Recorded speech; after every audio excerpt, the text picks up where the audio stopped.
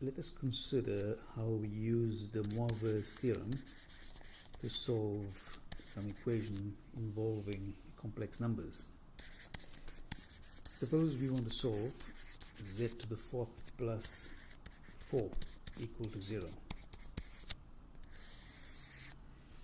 Now recall that z to z is of the form r cos theta plus I sine theta, or in Euler form we can write it as e to the I theta times r.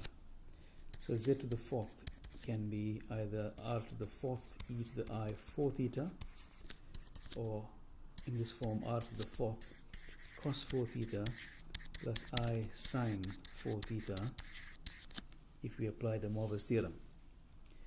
So coming back to the problem, z to the fourth equals minus 4. On the left hand side we have r to the fourth e to the I 4 theta. On the right hand side, now this minus 4 is actually minus 4 plus 0i, and if you have to find out what is the angle that applies here, then the point minus 4 lies here, which means that the angle, the argument here is pi. So we could say that this is going to be, and of course the radius is 4 units. Radius is 4, so it's 4 e to the I. The angle is pi, but this happens every 2k pi, so we have a plus 2k pi.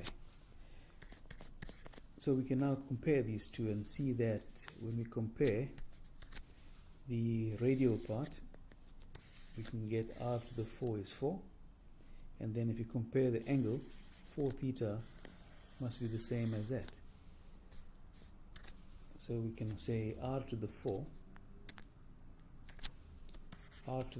is 4, so r is the fourth root of 4. 4 is 2 squared, so it's actually going to be the square root of 2. And with respect to the angle, we can say 4 theta is pi plus 2k pi, or theta is pi over 4 plus k pi over 2 if you divide by 4 throughout. Now the roots of this equation, the z values, since it's a fourth power equation, by Gauss's theorem there will be 4 roots. The first one, z0, will be if we put k equals to 0. So we will get cos pi over 4 plus I sine pi over 4, of course times the radius, which is root 2. So this works out to be 1 over root 2 plus 1 over root 2i times root 2, which is simply 1 plus I.